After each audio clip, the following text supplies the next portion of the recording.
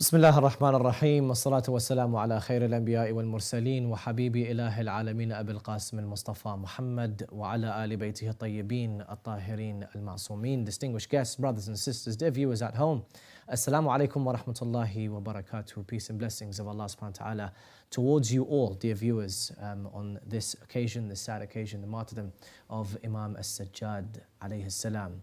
Imam Zain al-Abidin, otherwise known the fourth of our holy immaculate Imams, the son of Imam Al Hussein alayhi salam. And it's befitting that in the month of Muharram that we have martyrdoms of personalities that are linked to the tragedy of Karbala, so that it keeps us in remembrance of Abu Abdullah al-Hussein throughout the month of Muharram leading up to Arba'in, because after the martyrdom of Imam Al Sajjad alayhi salam, we have the martyrdom of Sayyid Ruqayyah alayhi salam, and after that the martyrdom of Imam al-Hasan, and each one of those characters all linked to Karbala in some way or fashion. Hoping for the dear viewers at home and for all of you who are watching and even who are not watching, essentially keeping that flame alive, because typically after the 10 days of Muharram, everyone usually goes back to their normal daily routines, and then we look forward to Arba'in, and after Arba'in we look forward to Muharram, maybe forgetting the lessons that we've learnt and not really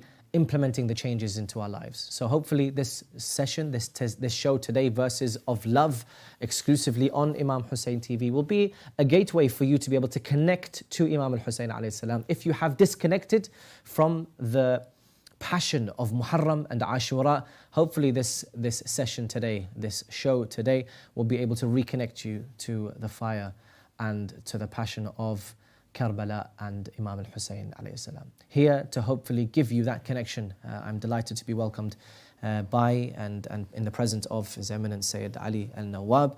Sayyidina, assalamu alaikum. Assalamu alaikum wa rahmatullahi wa barakatuh. And we also have Sayyid Nayyar Kazmi as well, the poet. Assalamu alaikum, Sayyid Nayyar. Wa alaikum salam, Habib Mulla. Sayyidina, it's been a couple of weeks since I last saw you and had the privilege and honor of sharing 10 nights in this studio. How has it been since then till now? And I alluded to the fact that people have maybe not lost, but that fever of Muharram and the passion maybe dies down a bit and then comes up for Arba'in. But yeah. أعوذ بالله من الشيطان الرجيم. بسم الله الرحمن الرحيم. وصلى الله على محمد وآله الطيبين الطاهرين ولعنة الله على أعدائهم أجمعين إلى أبد الآبدين. السلام على الحسين وعلى علي بن الحسين وعلى أولاد الحسين وعلى أصحاب الحسين عليه جميعا ورحمة الله وبركاته. You're right. I mean, it was the last time we sat in this studio for this specific show was the night of Ashura, where we mourned the night of sorrows and the night of pain and the last night that brought Imam Al Hussein alayhi salam and brought Sayyidah Zainab and the rest of the family together for the final time. Of course, when you say there are those who, by the end of the 10th of Muharram, they tend to wrap up everything, put it to one side, and reopen that wrap just briefly before the holy month of Muharram, the year after. Whilst we keep reminding ourselves, reminding our dear brothers and sisters that the 10th of Ashura, the afternoon of the 10th of Ashura, is the start of the masa'ib of Ahl al-Bayt alayhum as-salam. So we have prepared ourselves prior to that by 10 days of preparing yourself for the tragedy, the ultimate tragedy on the day of Ashura. And then from that day onwards, we have to be taking the steps with the caravan of the Asara, and what that means for us in our daily lives.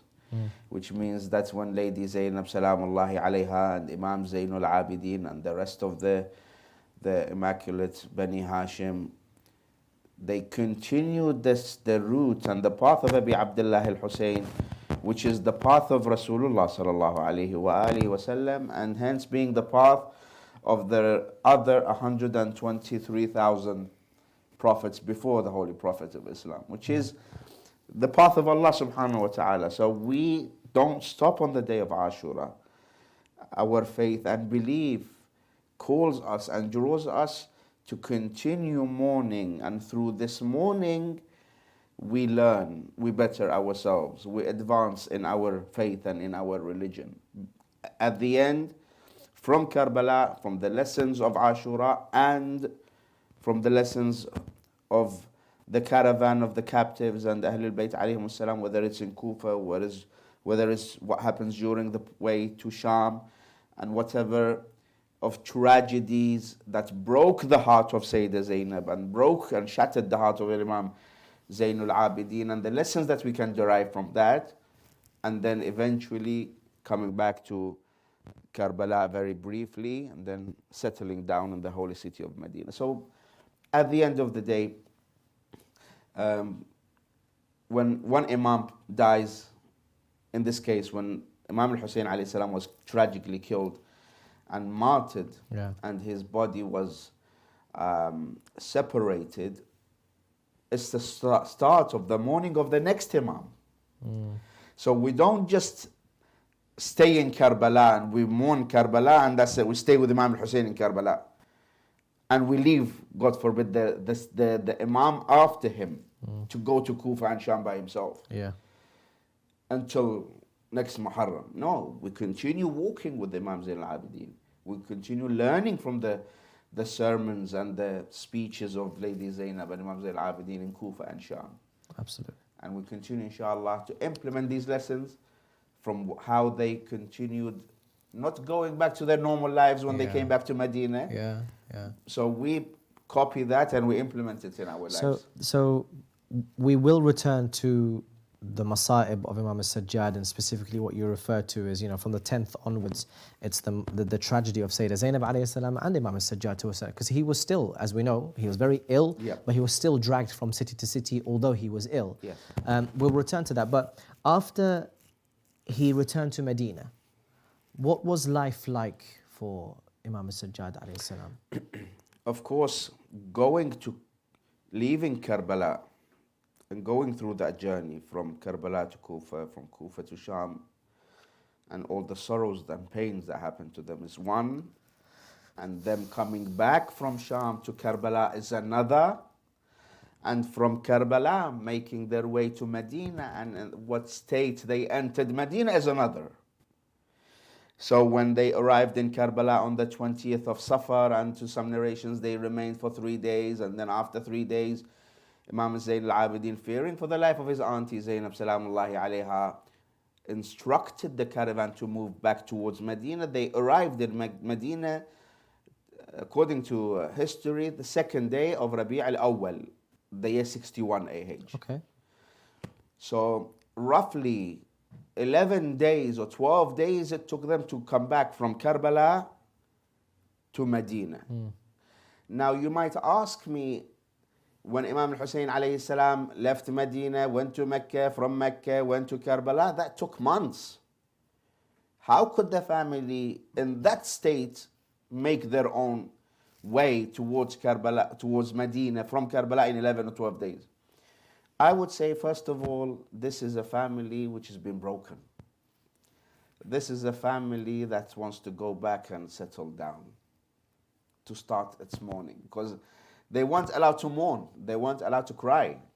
So Imam Zain al-Abidin has that responsibility of bringing back of whoever's left from the family of Imam Al-Hussein alayhi salam safely to the city of Medina. So how does Imam Zain al-Abidin enter? Inshallah we will mention in the Masa'ib. But Imam Zain al-Abidin, now, from one aspect, he is coming back to the followers of his father Imam Al-Hussein alayhi salam, basically the Shia.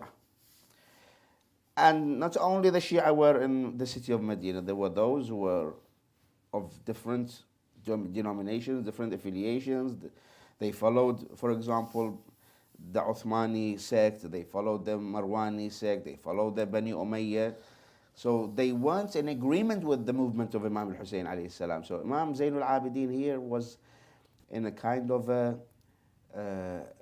secret, very dim movement to slowly regenerate that which is being suffered by the Ummah, which is to bring them back to the teachings of Rasulullah sallallahu alayhi wa alihi wasallam.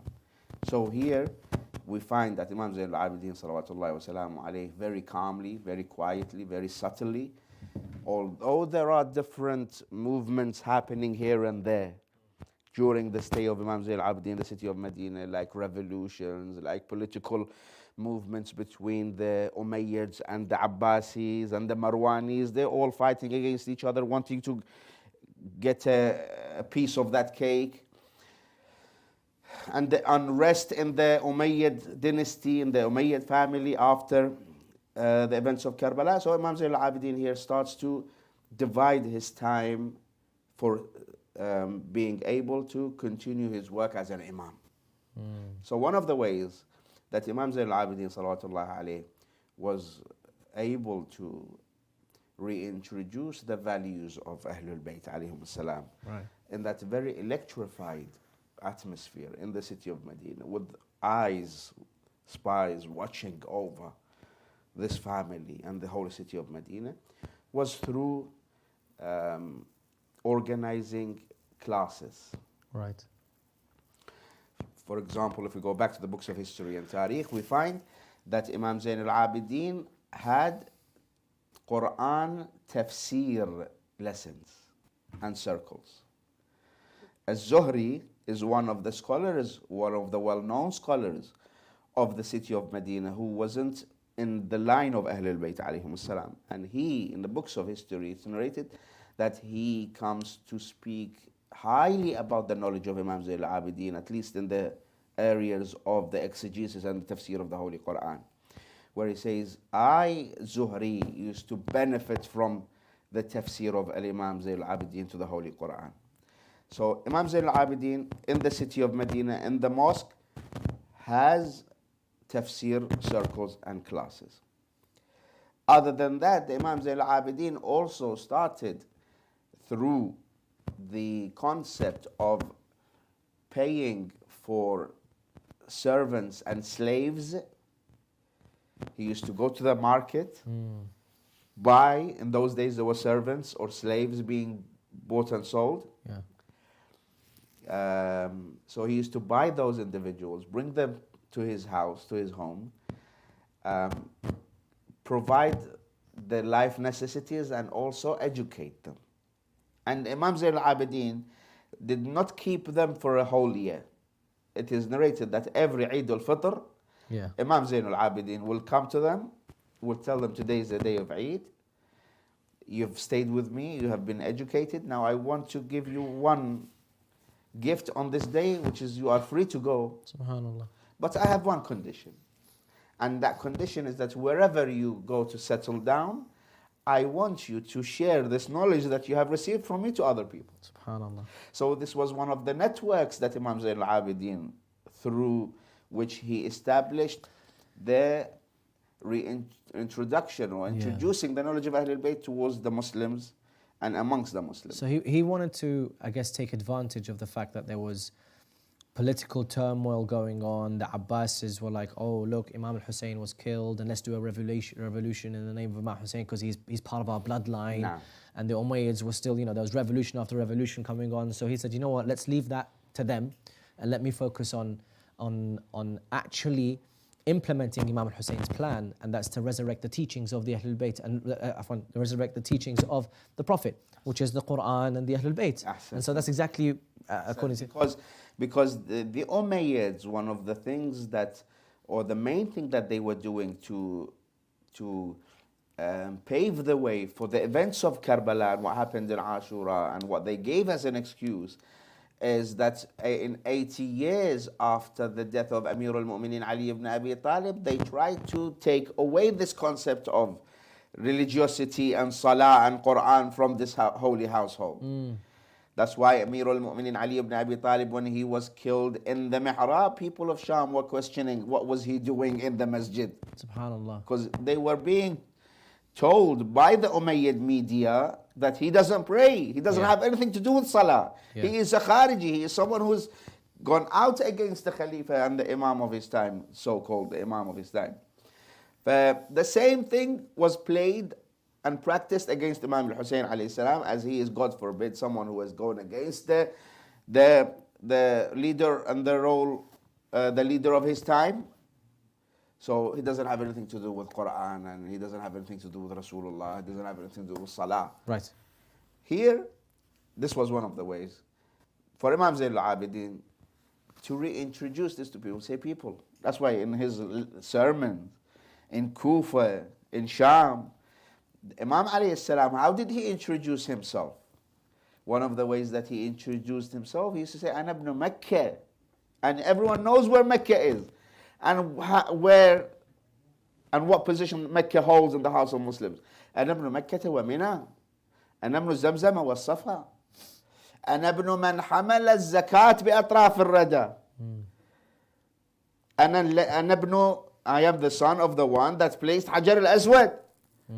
I am the son of that grandfather, and I am the son of that prophet of Allah that you became Muslims as a result of. So this was the second. The first being the Quran tafsir classes. The second being buying and freeing the slaves and teaching them, educating them. The third being the continuous, the creation of this atmosphere in the city of Medina of supplication, of salah, of ibadah. Because some come and say, Imam Al Hussein alayhi salam, he rose militarily, he went to Karbala, he stood on the plains of Karbala and he fought. Now revolutions happened at the time of Imam Zayn al-Abidin. They came to attack Medina. The very famous event of Harra,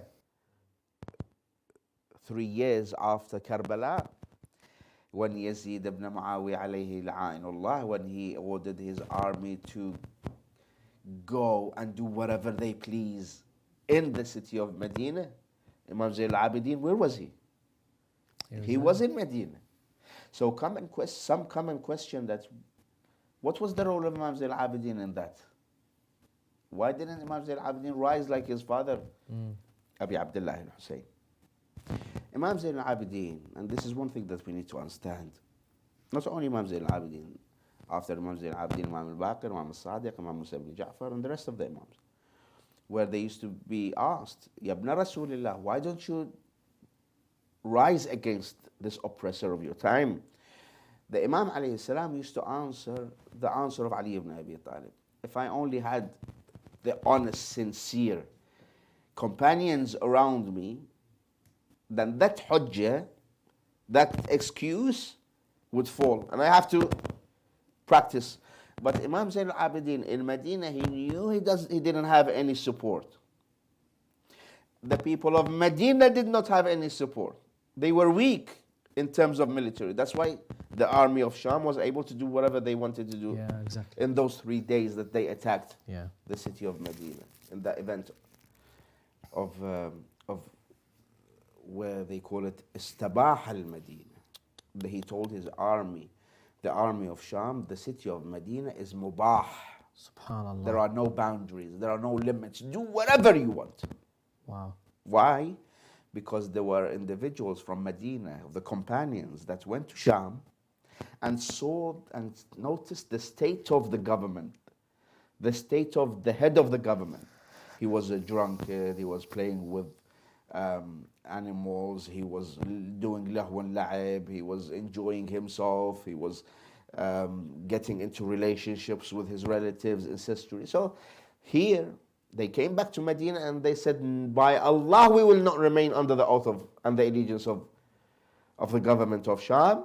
So they revolted, and as a result, Imam Zayn al-Abidin was asked, why didn't you help and support? Imam Zayn al-Abidin told him, listen, I've just come out from a war, a battle. where 90% of my family was annihilated. SubhanAllah. If I had known there were people to support me and I will be victorious in defending the city, the grave and the burial site of my grandfather Rasulullah, I would have done so. But I know things are not done like that. And Imam Zayn al-Abidin had the responsibility to look after the remainder of Ahlul Bayt alayhim salam. So here Imam Zayn al-Abidin was occupied and busy with ibadah. That's why he is called Zayn al-Abidin. Yeah. And Rasulullah sallallahu alayhi wa alihi wa sallam, from before the birth of Imam Zayn al-Abidin, he gave the glad tidings of the birth of Imam Zayn al-Abidin to Jabir ibn Abdullah al-Ansari. He was sitting one day next to Rasulullah. Rasulullah sallallahu alayhi wa alihi says, "Oh Jabir, you see the son that is in my lap?" I mean, referring to Imam Hussein alayhi salam.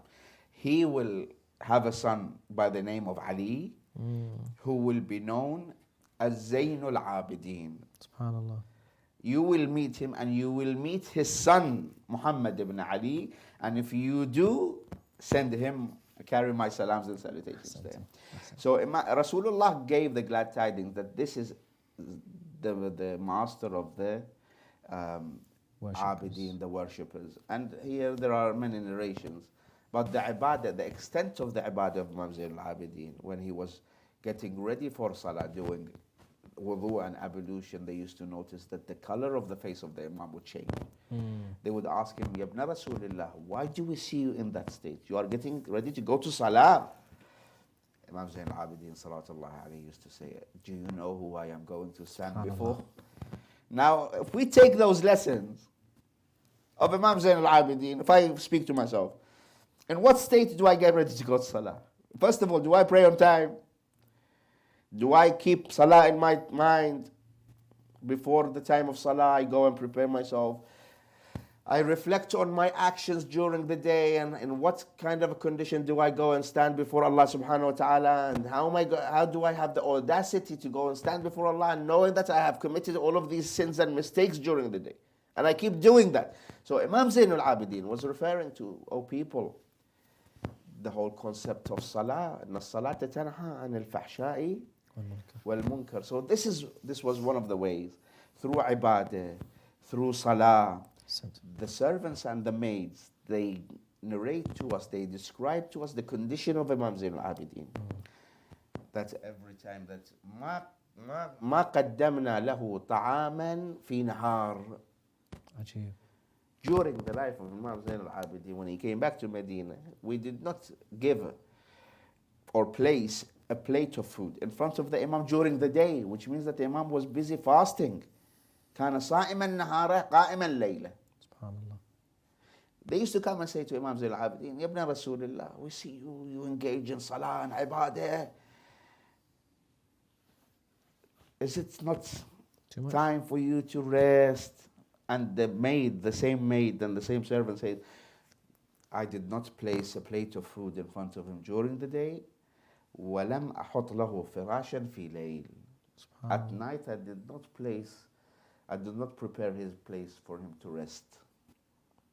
So why don't you rest, Ibn Rasulullah? You are weak, you are pale, you don't eat, you don't drink. Imam Zayn al-Abidin salawatullahi wa salamu alayhi says, if you say this about my ibadah, then what would you say about the ibadah of my grandfather, Ali ibn Abi Talib? I am nothing compared to Ali ibn Abi Talib. Yeah. Mulla Ali, unfortunately, when we bring the name of Imam Zayn al-Abidin, as soon as you ask someone, who is Imam Sajjad, the only thing that they remember of Imam Zayn al-Abidin is how he was in Karbala and he was ill and they took him as a captive, and that's everything finishes in the boundaries of Karbala and Ashura. While that is not the case, that shouldn't be the case. I know Karbala and Ashura is a heavy tragedy and will continue leaving its sorrowful marks on the life of the Shia.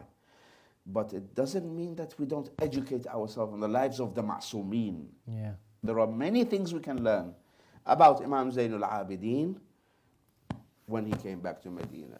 Yeah. One of the other ways, and tell me if you want to move on. Yeah.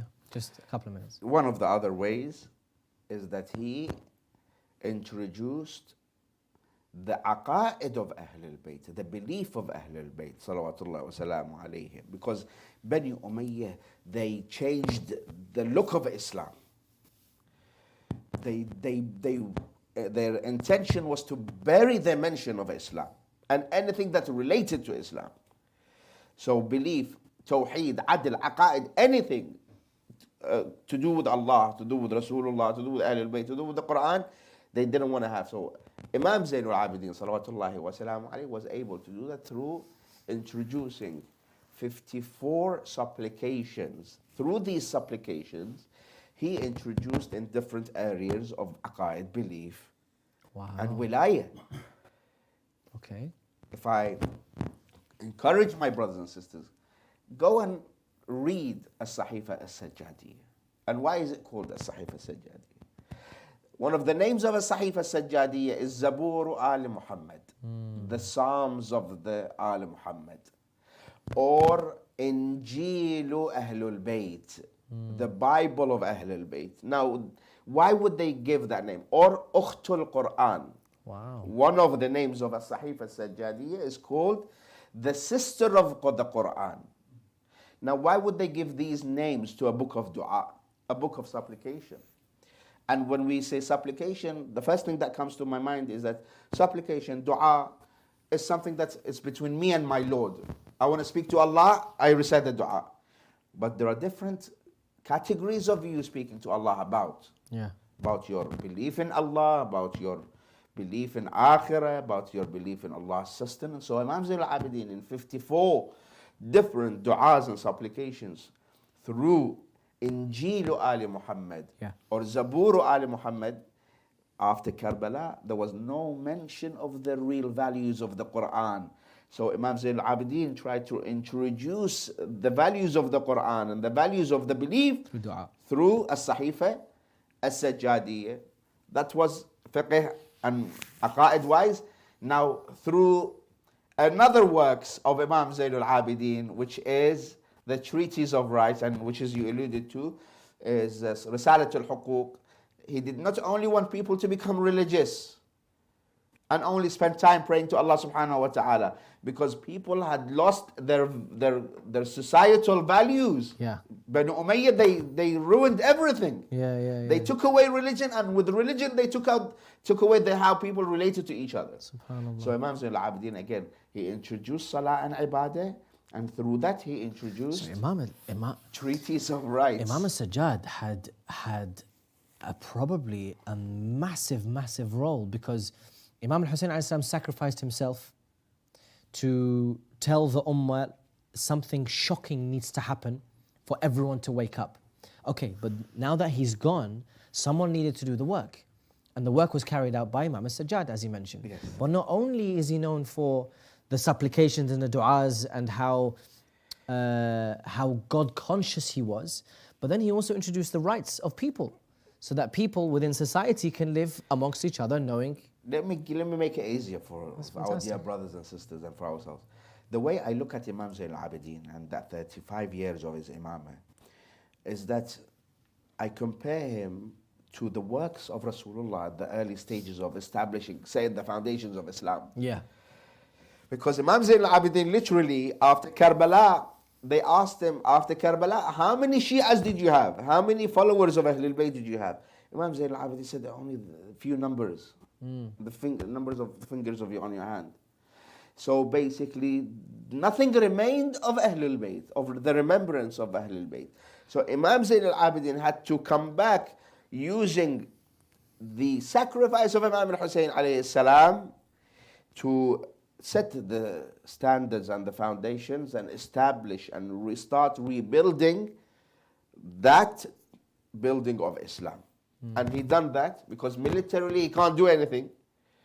Because Banu Umayyah came with the slogan, كل يوم عاشوراء كل أرض كربلاء. We will turn every place into Karbala and every day into Ashura. But that still did not stop the revolts and the revolutions and the movements against Banu Umayyah. But Imam Zainul Abidin decided, I think the best thing for me to do is to revive the teachings of Ahlul Bayt alayhimus salam through this quiet method, which was through Sahifa Sajjadiyya, teaching, educating people to be carriers of this ulum, this science. I will educate a group of people on spreading the rights of people amongst each other. Yeah. And also he encouraged people to sit down and spread the oppression and the madlumi of Imam Al Hussein. There's a lot. Yeah, there's a lot that we can speak about Imam Al Sajjad, and of course it needs not just an hour show, but hours and hours of shows. I'm sure we can find a lot of information about Imam Al Sajjad. However, many thanks, Syed. Now we're going to go back to you in a bit, because Syed Nayyar, of course, we once again thank you for your patience and thank you for your time to be here. I believe that your poem. We also understand, of course, Sayyidina, that Imam Al Sajjad's grave is not like Imam Al Hussein's grave, in the sense that millions of people can't visit Imam Al Sajjad alayhi salam. And so I think your poem alludes to this, but also the life of Imam Al Sajjad and relating it back to Karbala. So, Bismillah.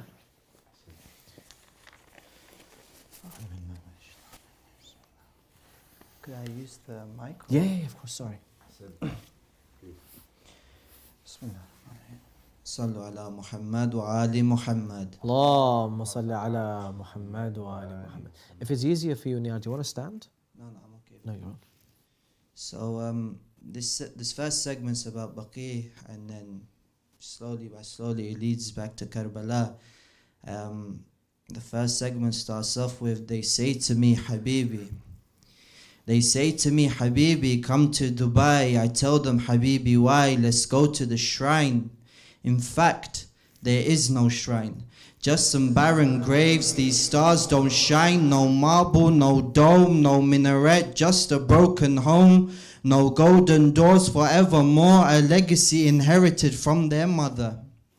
A legacy inherited from their mother. Where is her grave? Humanity stutters.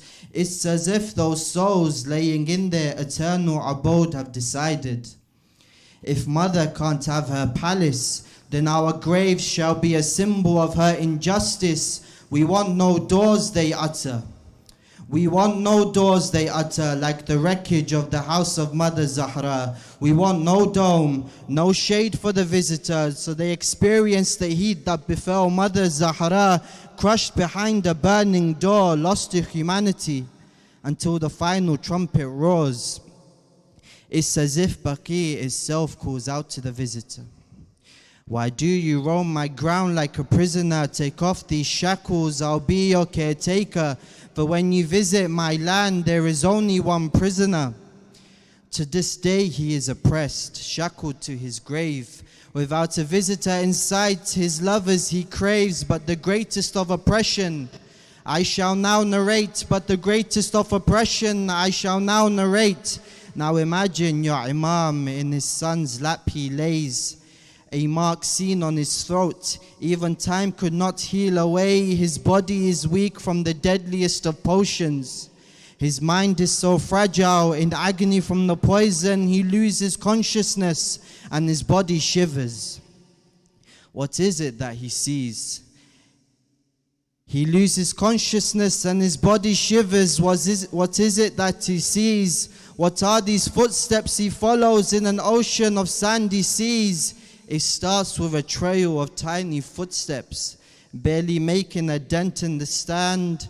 It starts with a trail of tiny footsteps, barely making a dent in the sand. When he gets closer, he sees a little girl holding her bleeding ears with her hand, while the tyrant strikes her face until she can no longer hear sound. While the tyrant strikes her face until she can no longer hear sound, and then her tiny arms to her neck are bound. Tormented, she stumbles all the way to Sham. At last her cries stop when she is buried in the ground. Another set of footsteps dispersed in the wind, for until this very day, Zainab was nothing but a shadow.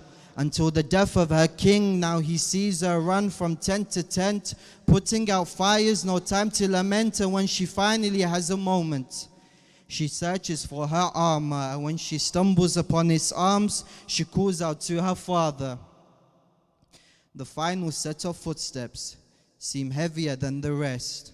The final set of footsteps seem heavier than the rest. Upon a closer look, he sees himself on his father's chest, but arrows act as a barrier and only pieces are left. But arrows act as a barrier and only pieces are left. How am I to bury, he wonders. And then comes the greatest of tests, for he watches his own tragedy. Tears of blood are his remedy, for he watches his own tragedy. Tears of blood are his remedy. And when he finally awakens, he shakes profusely. And when he finally awakens, he shakes profusely until his very last moment. He spoke of Karbala's tragedy until his very last moment. He spoke of Karbala's tragedy. Sallu ala Muhammad wa ali Muhammad.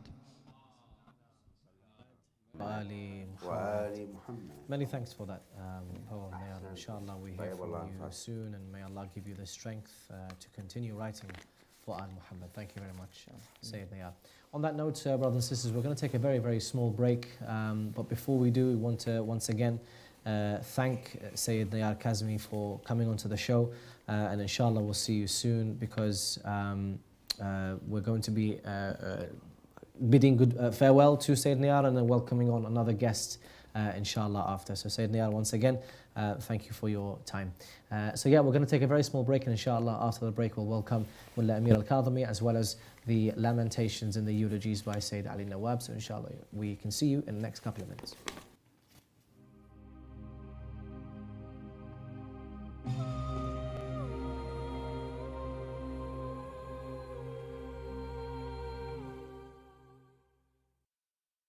In the tragic month of Muharram, one of the most significant acts is the provision of tabarruk and niyaz for Husseiniyyas worldwide. In a world plagued by hunger and the merciless killing of Shia Muslims on a daily basis, it becomes our duty to give to those in need. Countless Husseiniyyat, Imam Bargas and centers cook meals to nourish their local communities as the masses gather to remember Imam Al Hussein alayhi salam. And do you know what? The orphans and widows absolutely cherish it. During this time of year, hundreds of thousands of orphans, widows and people living in poverty rely on niyaz and tabarruk. Just imagine the profound impact a single plate of food, a glass of water or a bag of fruit can have. These simple items can nourish a hungry child, bring comfort to a struggling family, and even inspire a brighter future. However, we cannot do this alone. We need your help to create a lasting impact this Muharram.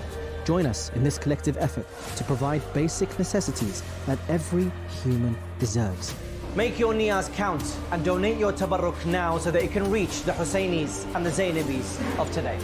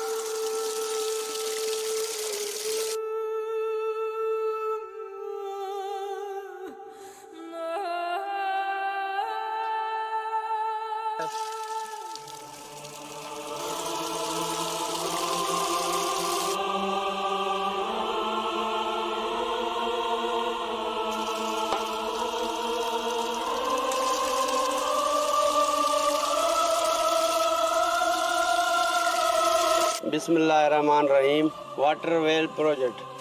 IHC वारनि जी वॾी महिरबानी जिन असांखे मिठे पाणी जी टंकी हणाए ॾेई विया आहिनि. इमाम हुसैन चैरिटी वारनि जी वॾी महिरबानी जिन असांजे नवाब जे ॻोठ में मिठे पाणी जो टंकी हणी ॾेई विया आहिनि.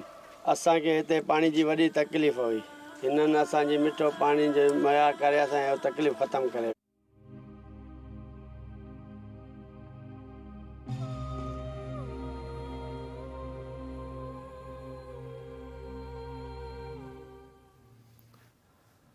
Welcome back, dear viewers of Imam Hussein TV 3. You are watching Verses of Love exclusively on Imam Hussein TV, and it's absolutely live coming to you from the studio here in London. We are commemorating the martyrdom of Imam Al Sajjad alayhi salam. If you've just joined us, you've missed a wonderful insight into the life of Imam Al Sajjad alayhi salam by His Eminence Syed Nawab, and where we actually spoke about, after Karbala, the importance and the role of Imam Al Sajjad, specifically in what he gave to the world and how he was able to resurrect the teachings of the Holy Prophet, as was the mission of Imam Al Hussein alayhi salam. And Imam Al Sajjad was part of that mission, to be able to resurrect the teachings of the Holy Prophet. Now we enter a stage in which we connect our hearts and our minds, and specifically our tears, to Imam Al Sajjad alayhi salam. So I take it over to the noble Syed, but before that I also want to welcome onto the stage or the platform to be able to recite eulogies or elegies in honor of Imam Al Sajjad alayhi salam. We're joined by Mulla Amir Al-Kazmi. Assalamu alaikum, Mulla. And so inshallah we're going to hear from him after, but first and foremost we'd love to hear from Sayyid Ali in terms of the tragedies of Imam Al Sajjad alayhi salam. أحسنتم ولا جزاكم الله خير. السلام عليك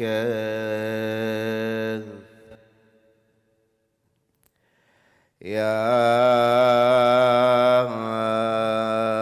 سيدي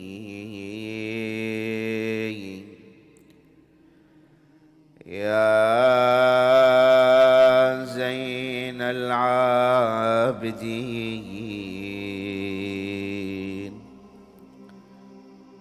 ويا سيد الساجدين يا ابن رسول الله Imam Zainul Abidin, after returning to the city of Medina, continued the remembrance of Sayyid al-Shuhada in his own ways. For 35 years, Imam Zainul Abidin, every time they offered the Imam of food or water to drink, the Imam would take a long and deep look at the plate of food and say with watery eyes, with tearful eyes, كيف أقول وقد قتل ابن رسول الله جائعا كيف أشرب وقد قتل أبي الحسين عطشانا. Narrations narrate every time he would cry so much that his tears would be mixed with the plate of food or the water that he wanted to drink, until he became known as Khamisul Bakkain. He was given the title of one of the 5 weepers, of criers, of mourners. Who were they? They were Adam alayhi salam, Yaqub ibn Ishaq and his son Yusuf, and eventually leading to his grandmother Fatima Zahra. Why? Because she was one of the Bakka'in as well. Imam Zainul Abidin, when he used to see a little child, especially if that child was an orphan, when they were crying, they were upset, they would come and wipe their hands and take care of that orphan. He would remember Karbala and he would say, Abba ya Hussein, what did they do to your orphans after your death? One of the other scenarios, brothers and sisters, look at the sorrow and the pain of Imam Zainul Abidin. He never for once forgot the tragedy of Karbala. But there was one thing that hurt Imam Zainul Abidin the most, is when he used to come in the marketplace and stand by the butchers. He would look at them preparing a sheep for slaughter. He would say to them, أنتم معاشر القصابين هل تسقون الشاة ماء قبل أن تذبحوها. The butcher would say, يا ابن رسول الله كيف نذبح الشاة قبل أن نعطي الماء. He would look towards Karbala and he would cry out in the middle of the market. He would gather people around him and he will recite the masa'ib of his father Hussein. أبا يا حسين أما أنت فقد قتلت عطشانا ظمآنا إلى جانب الفرات. One day, this holy and noble companion Abu Hamza al-Thumaili enters upon Imam Zainul Abidin. He says, يا ابن رسول الله أما أنا لحزنك أن ينقضي. يا ابن رسول الله, it is time for you to stop crying. Imam Zainul Abidin says, Ya Aba Hamza, Yaqub had 12 sons and one of them went missing, and he knew that he was alive, but he lost his sight as a result of crying. Abu Hamza, in one afternoon, I saw 17 of my family members laying there on the plains of Karbala. قلبي يا ابو حمزه تراه تفتت وذايب ما مثل مصيبتنا ما جرى وصار. Here Imam Zainul Abidin, by the tyrant of his time, by the name of Al-Walid ibn Abd al-Malik ibn Marwan, was given poison. Imam Zainul Abidin is in his final times. In a night like tonight, he lay there. Even in his deathbed, he remembers his father Hussein. He was continuously crying out, Abba ya Hussein, رحم الله من نادى ومسموما ومظلوما وغريبا.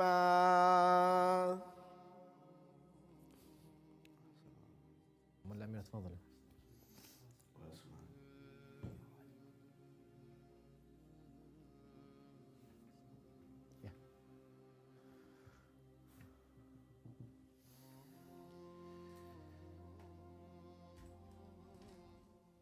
عظم الله أجورنا وأجوركم بذكرى استشهاد سيد الساجدين الإمام زين العابدين صلوات الله وسلامه عليه.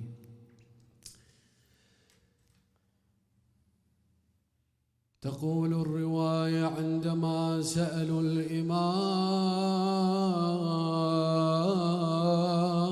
زين العابدين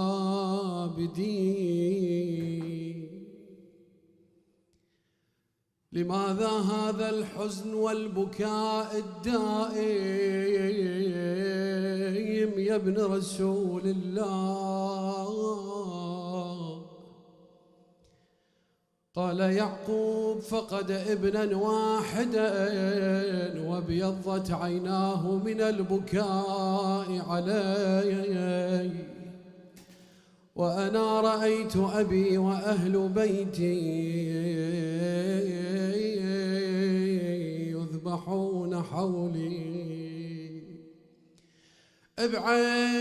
بعين شفت حسين بيد الطفل منحوب، وام الرباب تعاينه ودموعها تفور، فتبونين قلوبنا وعيونه تدور، ما خلت لنا كربلاء شيخ ولا شاه.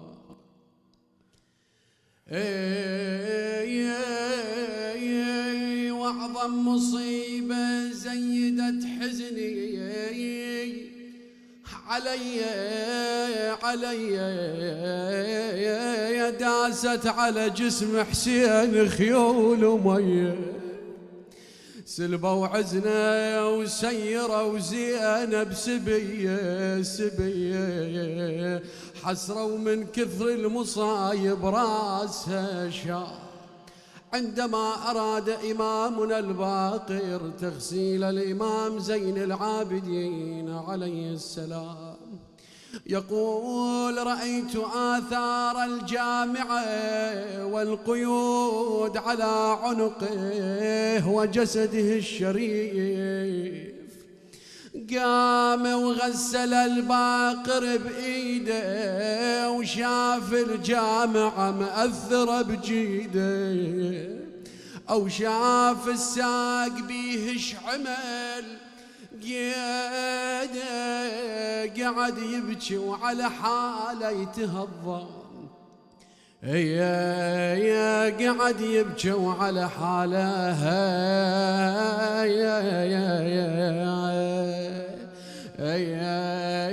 يتهضم. شال للبقيع وحفر قبره يا معم الحسن وام الزهره، ظل عليه يجري الدمع عبره لما سمى هشام ومات بالسيف. شلون عيونك تنام وانت شايف الشام؟ شلون عيونك تنام وانت شايف الشام؟ ارتاحي بمماتك، اخلص من حياتك يا السجاد مظلوم. الفاقد مثل ابوك حسين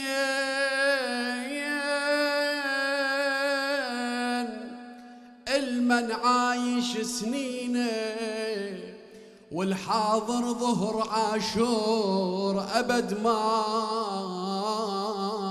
تنطبق عين. المثلك حقه يا السجاد يخلص عمره بونينه، يا نوح اليفيد وياه الشايف ذبحة حسين. ابكي براحتك زين قبالك ذبحة وحسين، عشت بنايباتك اخلص من حياتك يا سجاد مظلوم. الناس تلومك على النوح لأن ما تدري بيك ايش صار، المخلي ايديه بالماي مو مثل الايديه بالنار. يا الفاقد عشيرة بيوم غربة منين ما تندار، ما تلام من تبكي وصواب اللي بقلبك حار. من تعطش يا مولاي حسين تشوفه بالماي، كالخشبة لهاتك اخلص من حياتك يا السجاد مظلوم. تشتم الهوى قوة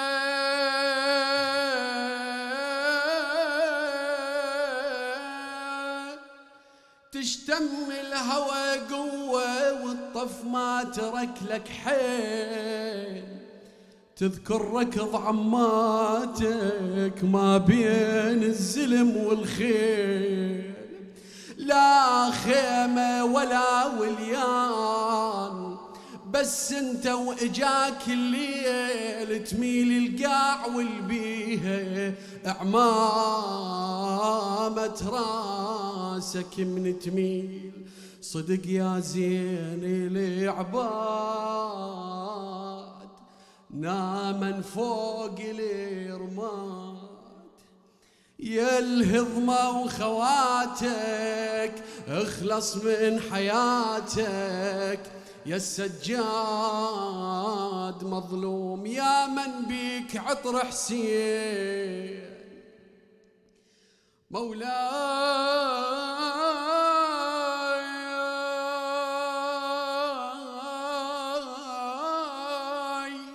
يا من بيك عطر حسين بيك اش سوت الايام. قضيت العمر تصرخ الشام الشام. لو قلنا الجروح الطيب عليهن من يمر كم عام. عمتك طبت الديوان هذا الجرح ما يلتام. انشافت زينب شلون وكانت غربة العيون. وتلوذي بعباتك اخلص من حياتك يا السجاد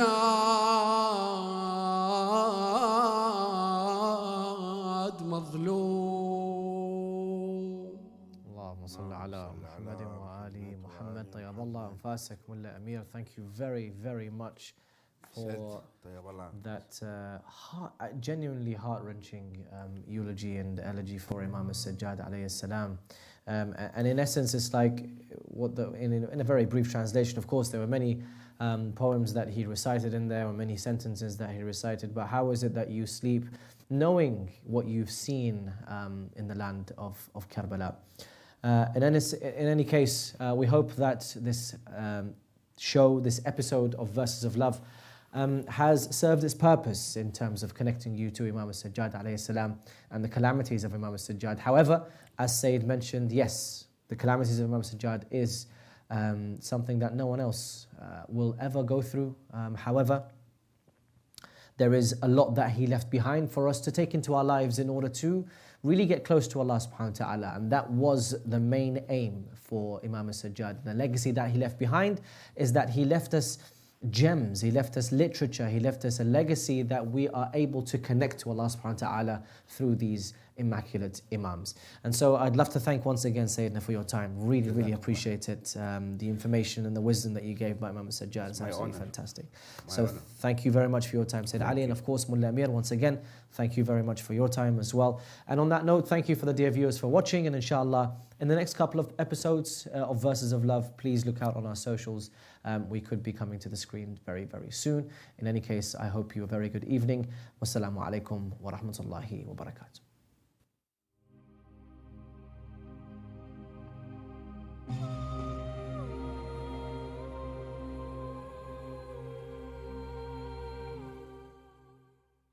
In the tragic month of Muharram, one of the most significant acts is the provision of tabarruk and niyaz for Husseiniyyas worldwide. In a world plagued by hunger and the merciless killing of bag of fruit can have